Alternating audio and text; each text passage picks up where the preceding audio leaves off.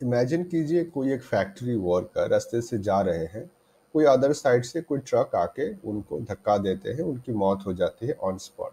फिर जो डिसीज्ड के जो फैमिली मेंबर्स है वो कोर्ट जाते हैं कंज्यूमर फोरम में और मोटर व्हीकल एक्ट के दौरान कॉम्पेंसेशन क्लेम करते हैं।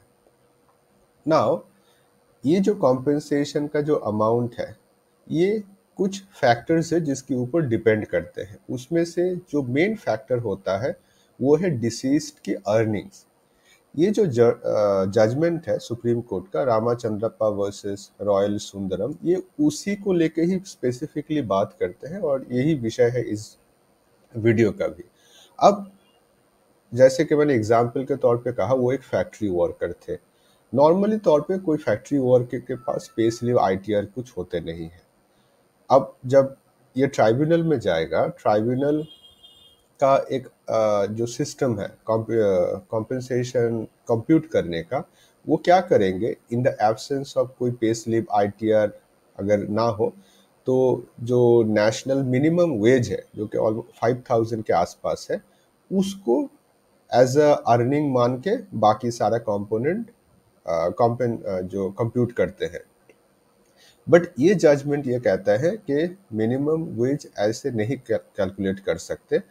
उसके लिए सुप्रीम कोर्ट ने एक बेंचमार्क सेट करके रखा है। वो बेंचमार्क है कि 2004 में एक कूली जो कि एक अनस्किल्ड वर्कर है, उसकी इनकम 4500 थी या फिर था। अब उस हिसाब से वो हर साल 500 रुपए करके बढ़ेगा। मतलब आज के डेट में अगर किसी का सिमिलर एक्सीडेंट के दौरान मौत हो जाते हैं और वो एक कोई फैक्ट्री वर्कर या फिर ड्राइवर जो अनस्किल्ड होते हैं या फिर स्किल्ड भी है but then as such stature नहीं है, कोई पे स्लिप आईटीआर नहीं है, तो उस समय क्या होगा कि 2004 से ये 2025 से अगर हम 20 साल का भी ले लेते हैं, तो 20 साल में हर साल 500 रुपए करके इंक्रीमेंट, मतलब 10,000 का, और 2004 में 4,500, मतलब टोटल आपका होता है 14,500।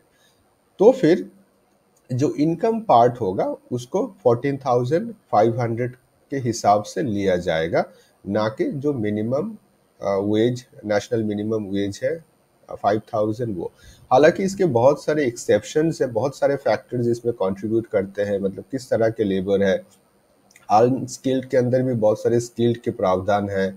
ड्राइवर अगर है तो किस तरह के, जैसे अगर कोई नॉर्मल ट्रक चलाते हैं, हेवी ट्रक चलाने वाला ड्राइवर हो या फिर मशीनरी, तो ये सारे बहुत सारे फैक्टर्स होते हैं जो इसमें इंक्लूडेड है।